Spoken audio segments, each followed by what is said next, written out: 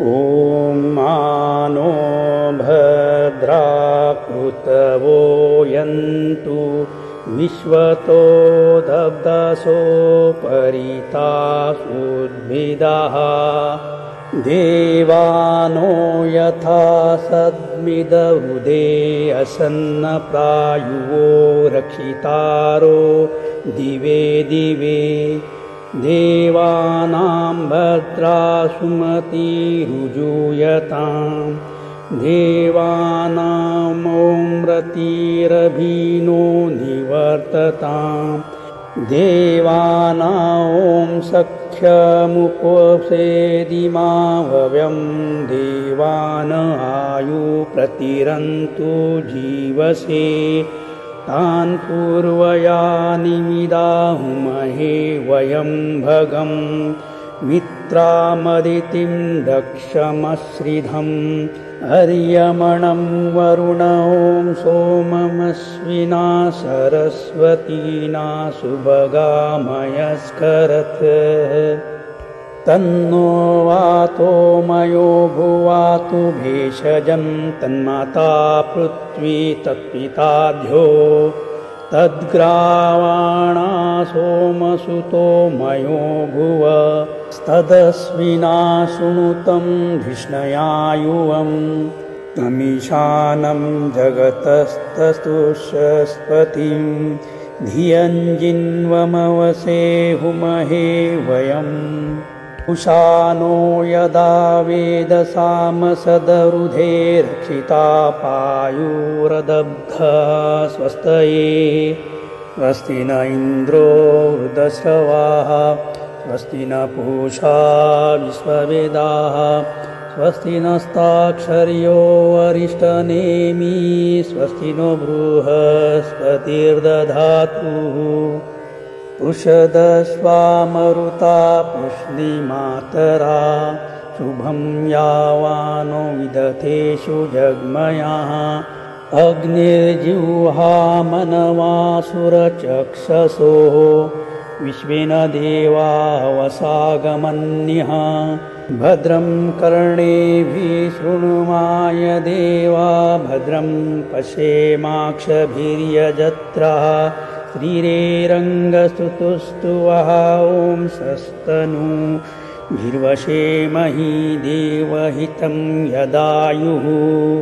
तमिन्नु शरदो अन्ति देवा यत्र नश्चक्राजरसं तनुनामम् पुत्रसो यत्र पितरो भवन्ति मानो मध्यारिरिषतायुर्गन्तोः अदितिर्ध्योरदितिरन्तरिक्षमदितिर्माता स पिता स पुत्रा विश्वे देवादिति पञ्चजनामदितिर्जातमदितिर्जनित्वम् ॐ ध्यो शान्तिरन्तरिक्ष ॐ शान्ति पृथ्वी शान्तिरापः शान्तिरोषधय शान्तिर्वनस्पतयः शान्तिर्विश्वे देवा शान्तिर्ब्रह्म शान्ति सर्वं ॐ शान्ति शान्तिरेव शान्ति सामा शान्तिरेधि यतो यथा सन्यसे ततो न अभयं कुरुः क्षं न कुरु प्रजाभ्यो भयं न पशुभ्यः सुशान्तिर्भवतु श्रीमन्महागणाधिपतये नमः लक्ष्मीनारायणाभ्यां नमः उमामहेश्वराभ्यां नमः वाणीहिरण्यगर्भाभ्यां नमः सचीपुरन्दराभ्यां नमः मातापितृचरणकमलेभ्यो नमः इष्टदेवताभ्यो नमः कुलदेवताभ्यो नमः ग्रामदेवताभ्यो नमः वास्तुदेवताभ्यो नमः स्थानदेवताभ्यो नमः सर्वेभ्यो देवेभ्यो नमः सर्वेभ्यो ब्राह्मणेभ्यो नमः विश्वेशं माधवं धुण्डिं दण्डपाणिं च भैरवं वन्दे काशीं गुहां गङ्गां भवानी मणिकर्णिकां वक्रतुण्डमहाकाय सूर्यकोटिसमप्रभ निर्विघ्नं कुरु मे देव सर्वकार्येषु सर्वदा सम्मुखश्चैकदन्तश्च कपिलो गजकर्णकः लम्बोदरश्च विकटो विघ्ननाशो विनायकः धूम्रकेतुर्गणाध्यक्षो भालचन्द्रो गजाननः द्वादशैतानि नामानि या पठेत् शृणुयादपि विद्यारम्भे विवाहे च प्रवेशे निर्गमे तथा सङ्ग्रामे सङ्कटे चैव विघ्नस्तस्य न जायते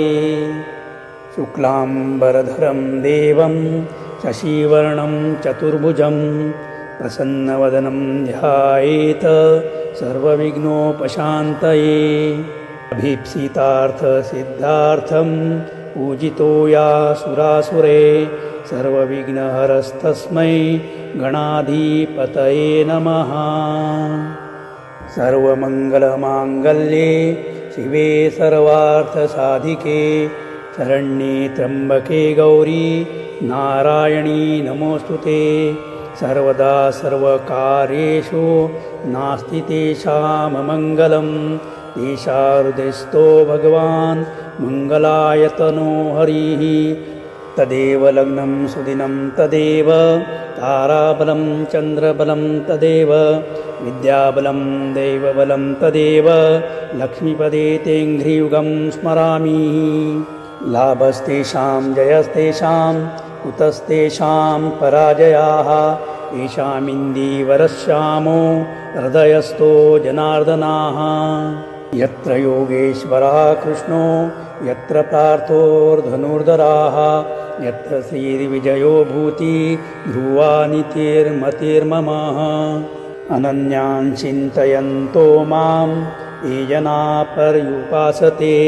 तेषां नित्याभियुक्तानां योगक्षेमं वहाम्यहम्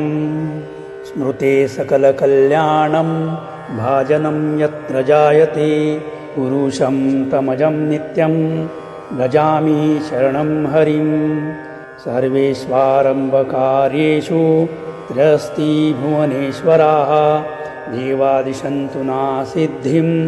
ब्रह्मोशान जनार्दनाः ॐ गणानां त्वां गणपति ॐ हवामहे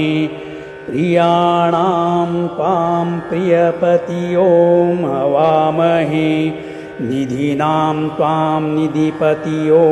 हवामहे वसो मम अहमजानि गर्भधमात्मजासि गर्भधम् हेम्यों हि हेरम्बमहेशपुत्र समस्तविघ्नोघविनाशदक्ष माङ्गल्यपूजा प्रथमप्रधानगृहाणपूजा भगवान् नमोऽस्तु ते ॐ भूर्भुवः स्वः सिद्धिबुद्धिसहिताय गणपतये नमः गणपतिमावाहयामि पूजयामि च ॐ गणपतये नमः। हमारा ईश्वर अनुभूति चैनल का यह वीडियो आप सबको अच्छा लगा तो ज़रूर सब्सक्राइब, लाइक और शेयर करें और बेल आइकॉन प्रेस करें ताकि हमारे आने वाले सभी नए वीडियो का आप सबसे पहले आनंद ले सकें। धन्यवाद।